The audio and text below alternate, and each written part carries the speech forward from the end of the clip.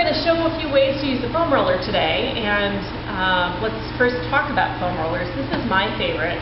It's made by OPTP, and it is made out of a foam versus a styrofoam. The styrofoam foam rollers are great. People do love using them. For me personally, I have a few more issues with my body, and so they tend to make me feel a little bit more bruised after using them. So find what works for you. This is absolutely one that I would recommend. Also, they've started coming in different thick densities, and so you can play around with the different ones. If you are running into problems where you feel bruised after using them, then absolutely you can switch to a softer one. I find that this works really well for most beginners unless you have some issues. All right, my friend Elizabeth is helping me today. So we are going to start out with some very easy, basic exercises on here, aligning the spine. So Elizabeth, if you would please go ahead and sit on there. She is going to have the sacrum down at the end of the foam roller, and she's going to go ahead and roll on down. And any extra space, if you are short, will be up above your head. So what she's going to do is she's going to go ahead and hold her belly button towards the band of her away from the band of her pants, and she is just going to relax here for a few moments. This in and of itself is a fantastic exercise. It is realigning your spine. It is working on some of the fascia knots that might be developing through bad habits and such. So feel free to pull out a book. You can watch TV for quite a while. Just in this position, you are still doing a lot. If you notice that it is uncomfortable for your head to be all the way down on that roller, you are certainly welcome to roll up a towel pillow and put it under your head to cushion it and make it more comfortable. You can also, if your whole body after trying this feels a little bit bruised, you can go ahead and put a towel down on the foam roller like a blanket, and that cushions it a little bit more as well. Okay, so are you feeling aligned and relaxed? I am. Okay, so what Elizabeth is going to do now is do a little shoulder work while relaxing on here.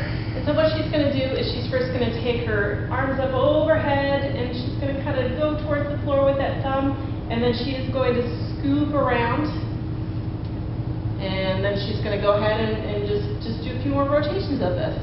So feel that really nice opening.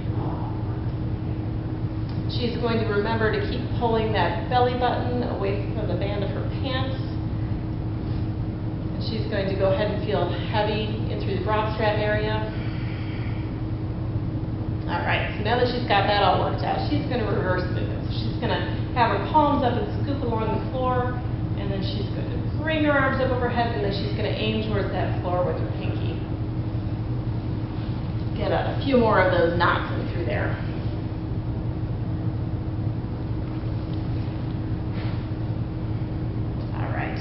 Go ahead and leave those arms alongside of you, please.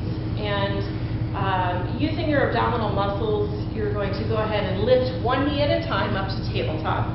So tabletop is basically where this is parallel to the floor. And we're going to show, this is an excellent Pilates form, but we're going to show a little easier way of doing this. You're going to go ahead and bring your knees in a little bit closer, and you're going to bring your knees all the way together.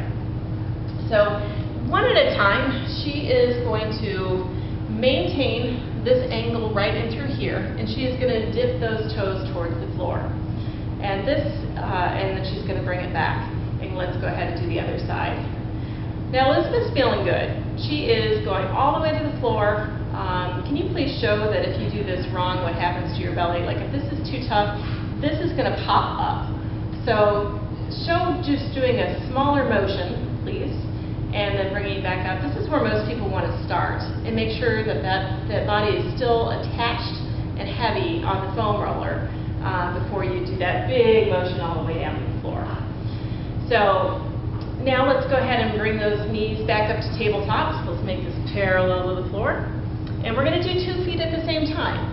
Now this is a heavier lever, so this motion should start out smaller than when you initially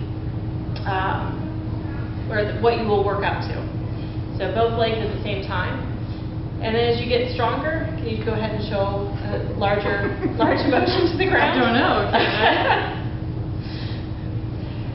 So, as long as everything feels engaged and that it feels like the motion energy isn't going to the wrong spot, you're all good. Okay, so, once she has, there's a few ways to make this more difficult. One is to get this angle and this angle to 90 degrees while you're doing all of those motions. So go ahead and just show one leg at a time, dipping from the 90-90. And then the other way is to go ahead and move those knees to hip width and to dip those one at a time. So this increases the difficulty of the exercise. All right, so bring those back in. With one arm, give yourself a nice squeeze. With two arms, you would fall on the ground, so don't do that. All right. So those are just a few basic things. You can look up on YouTube. There are a lot of different variations, but this is great first step to aligning the spine, giving yourself a little shoulder release. Thank you, Elizabeth.